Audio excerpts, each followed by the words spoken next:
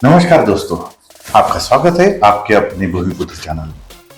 दोस्तों, आज हम बात करने जा रहे हैं हमारे जमीन के अंदर में यानी हमारे मिट्टी के अंदर में अवेलेबल बैक्टीरिया के बारे में। पिछले वीडियो में हमने देखा कि किस तरह से केचुए हमारी मिट्टी को एक समृद्ध बनाने के लिए काम करते हैं और उनके द्वारा किए गए काम के साथ ही में जब हमारी जमीन के अंदर में ये बैक्टीरिया होते हैं तो किस तरह से हमारी मिट्टी में एक पोषण तत्व अवेलेबल होता है और उसी के साथ साथ में हमारी मिट्टी जो होती है वो किस तरह से उपजाऊ होती है। आज की वीडियो में हम यही बारे में जानने जा रहे हैं। तो चलिए करते हैं शुरुआत। दोस्तों, क्या आपको पता है कि बैक्टीरिया कैसे दिखते हैं? बैक्टीरिया आमतौर पर हमें दिखाई नहीं देते हैं। अगर इनको देखना है और इनको समझना है तो एक हम छोटी सी बात आपको बताते हैं।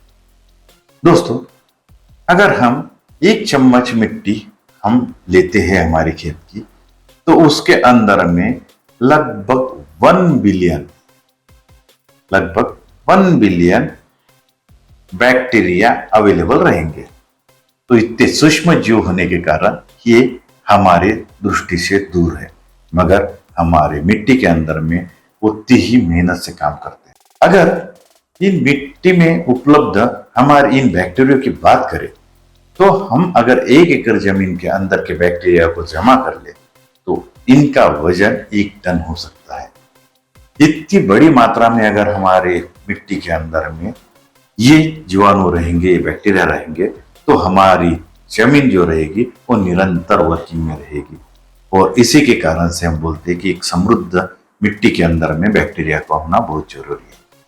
दोस्तों, एक चीज और हम यहाँ पे बता देते हैं कि लगभग 20 से 30 मिनट के अंदर में ही ये बैक्टीरिया अपनी आबादी को दुगना कर सकते हैं अगर उनके लायक पोषक स्थिति हमारे मिट्टी के अंदर में अवेलेबल हो। तो किस तरह से ये काम करते हैं अब जान लेते हैं इसके बारे में। मुख्य रूप से इन जो बैक्टीरिया को है, जो हमारे सॉइल में हेल्पफुल बैक्टीरिया है, उनको 4 भागों में डिवाइड किया गया है।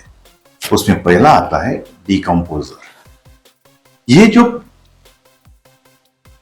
भाग है, इनके अंदर में आने वाले बैक्टीरिया जो रहते हैं, इन बैक्टीरिया द्वारा हमारे जमीन के अंदर में जो भी कार्बनीय तत्व है या फिर जो कुछ विघटन करने लायक है, उन सभी को विघटन करने का काम ये बैक्टीरिया करते हैं।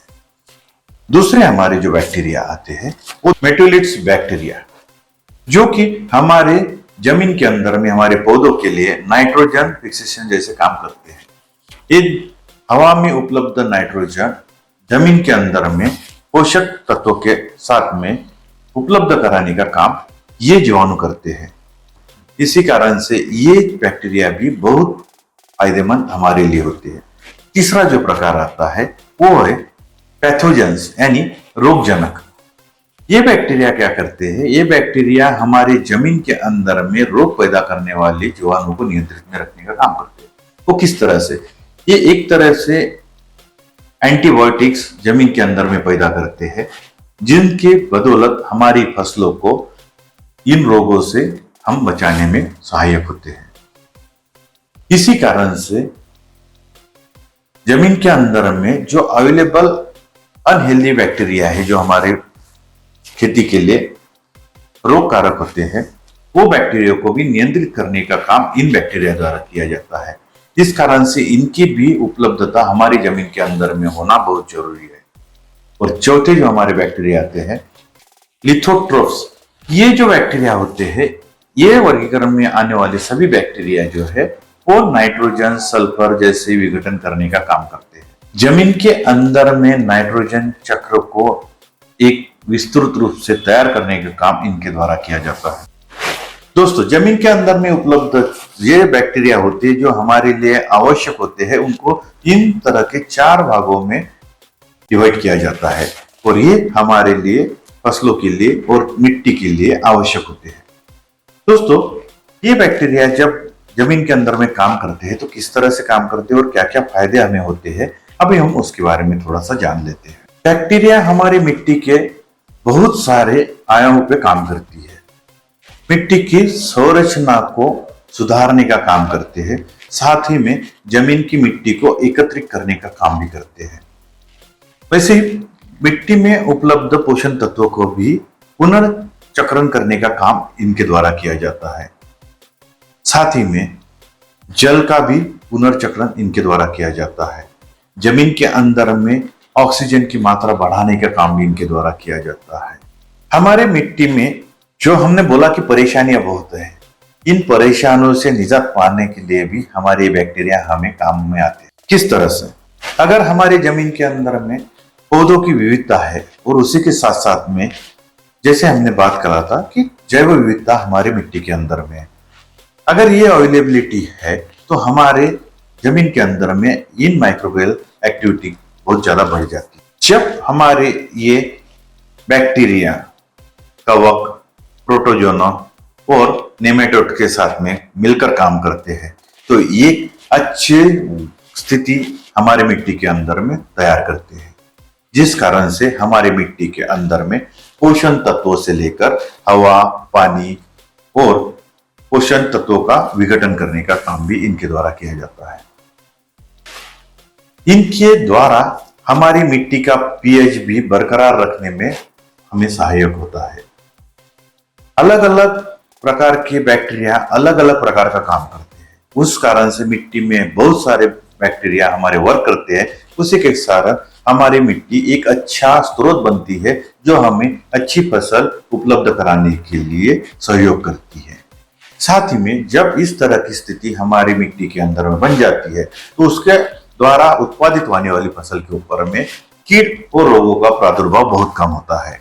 और साथ ही में जब हम बात करते हैं कि हमारे फसल के अंदर में जो पोषण तत्व एकदम पूरी तरह मात्रा में अवेलेबल होंगे और जो हम फर्टिलाइजर्स यूज करते हैं या फिर हम जो कुछ भी पोषण तत्व हमारे पौधों को देते हैं उसका अच्छी तरह से विघटन करने का काम भी इन्हीं बैक्टीरिया द्वारा किया जाता है, जिस कारण से कम मात्रा में अधिक पोषक तत्व हमारे पौधों को मिलता है। और यही पोषण तत्व हमारे फसल के अंदर में आने के कारण हमें जो अनाज या फिर फल हमें प्राप्त होते हैं इनके अंदर में भी यही पोषण तत्व होते हैं।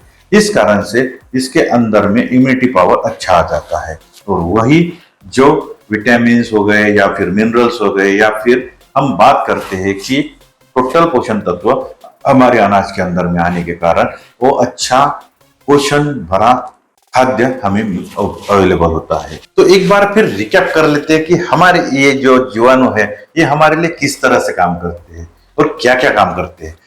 पहला जो आता है, सबसे पहला जो आता है वो है हमारी मृदा संरचना को बदलने का काम करते हैं, सुधारने का काम करते हैं और हमारी जमीन को बाउंड करने का काम करते हैं, यानी फिक्स करने का, एकत्रित करने का काम करते हैं। हमारे जो पोषण तत्व है उन्हें पुनर्चक्रण का काम करते हैं। हमारे मिट्टी के अंदर में जल के पुनर्चक्रण का भी काम करते हैं। हवा में उपलब्ध नाइट्रोजन को हमारे पौधों के लिए अवेलेबल कराने का काम भी, जिससे हम स्थिरीकरण, नाइट्रोजन स्थिरीकरण कहते हैं। फास्फोरस को अधिक घुलनशील बनाने के साथ साथ में वो पोषक तत्व हमारे पौधों को अवेलेबल कराने का काम करते हैं। कीट और रोग जनकों से हमारे फसलों को बचाने का काम करते हैं। हवा में उपलब्ध नाइट्रोजन को नाइट्रेट्स में बदलने का काम करते हैं, जो अमोनिया में बदलने का काम करते हैं और हमारी फसलों को बीमारियों से बचाते हैं। तो दोस्तों, ये सभी जो काम है हमारे बैक्टीरिया द्वारा किए जाते हैं, इनके बारे में हम डिटेल से वीडियो लाने वाले हैं, जिसके अंदर में हम बताएंगे कि किस तरह से नाइट्रोजन फिक्सेशन किया जाता है, किस तरह से विघटन किया जाता है। मगर अगर हमारी जमीन के अंदर में केचुए है, उसी के साथ में ये बैक्टीरिया है, नेक्स्ट आने वाले है वो भी है, वो अगर हम बताते हैं कि अगर हमारी जमीन के अंदर में तो हमारी जमीन उपजाऊ होने वाली है। अगर हमारी जमीन उपजाऊ होती है, हमारी फसल एक अच्छे पोषण तत्व वाली होती है, ऑटोमेटिकली उसका इफेक्ट हमारे ऊपर में पड़ेगा। इसीलिए हम कहते हैं कि हमारी मिट्टी के अंदर में ये सभी जीवाणु होना जरूरी है। अगर हमारी मिट्टी पोषण तत्वों से भरपूर है तो हमारा जीवन भी समृद्धि वाला है। दोस्तों, ये इंफॉर्मेशन आपको अगर थोड़ी सी भी फायदेमंद लगी है तो इस वीडियो को लाइक और शेयर करना मत भूलिए। और हाँ, अगर आप इसमें से कुछ छूटा है जो हम अगले पार्ट में हम आपके साथ में शेयर कर सकते हैं तो उसके बारे में हमें कमेंट्स में जरूर बताइए। ये कोई वैज्ञानिक तरीके से हमने नहीं बताया है। जो कुछ भी हम नेचुरल तरीके से देख रहे हैं, आसान भाषा में आप तक पहुंचाने का। अगर ये इंफॉर्मेशन आपको अच्छी लगती है तो इसे लाइक और शेयर करना मत भूलिए। मिलते हैं अगले भाग में।